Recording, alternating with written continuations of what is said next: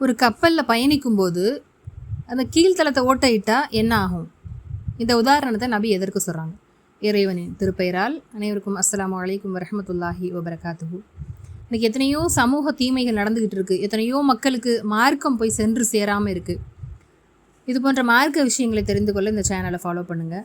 நபி ஸல்லல்லாஹு அலைஹி வஸல்லம் அவர்கள் எந்த ஒரு விஷயம் பேசுவதாக இருந்தாலும் ஒரு ஒப்பீட்டோடு சொல்லக்கூடியவர்களாக இருங்க. மக்களுக்கு புரியக்கூடிய விதத்தில் சொல்லுவாங்க. இன்னும் ஒரு விஷயத்தை சொல்லும்போது நபி ஸல்லல்லாஹு அலைஹி வஸல்லம் 3 முறை சொல்லக்கூடியவங்களாக இருக்காங்க.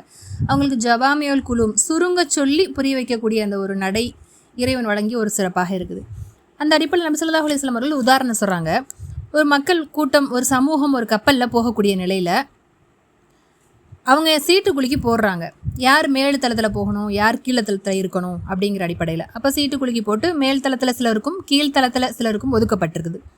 அப்போ போகக்கூடிய நேரத்தில் மேல் தளத்தில் உள்ளவங்க கிட்ட தான் தண்ணி இருக்குது, கீழ்த்தளத்தில் உள்ளவங்கள்ட்ட தண்ணி இல்லை. அதற்கான ஃபெசிலிட்டிஸ் இருக்குதுன்னு வச்சுக்கோங்களேன்.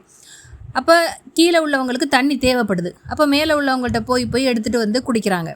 அப்போ அவங்களா யோசிக்கிறாங்க, நம்ம ஏன் அவங்களுக்கு போய் மேலே சிரமம் கொடுக்கணும், நம்ம கீழே இருந்தே நம்ம கப்பலில் ஒரு ஓட்டை போட்டால் என்ன அப்படின்ட்டு ஒரு தவறான ஒரு யோசனை செய்கிறாங்க.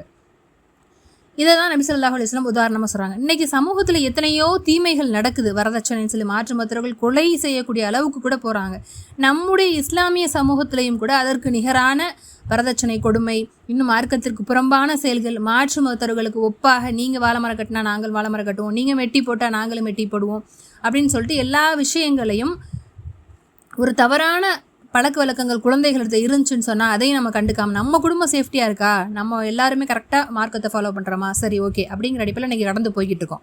ஆனால் எப்படி மேல்தளத்தில் உள்ளவங்க கீழே உள்ளவங்கள்ட்ட தண்ணி கிடைப்பதற்காக ஓட்டை போட்டால் எவ்வளவு பிரச்சனை ஏற்படுமோ அவங்களும் சேர்ந்து மூழ்கி போயிடுவாங்க, அப்படி தானே?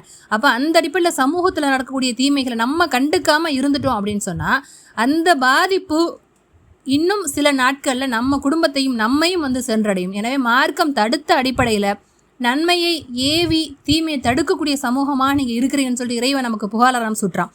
அந்த அடிப்படையில் வாழக்கூடிய சமூகமாக அல்லாஹ் உங்களையும் என்னையும் ஆக்கி அருள் புரிய வேண்டும். அஸ்ஸலாமு அலைக்கும் வரஹ்மத்துல்லாஹி வபரகாத்துஹு.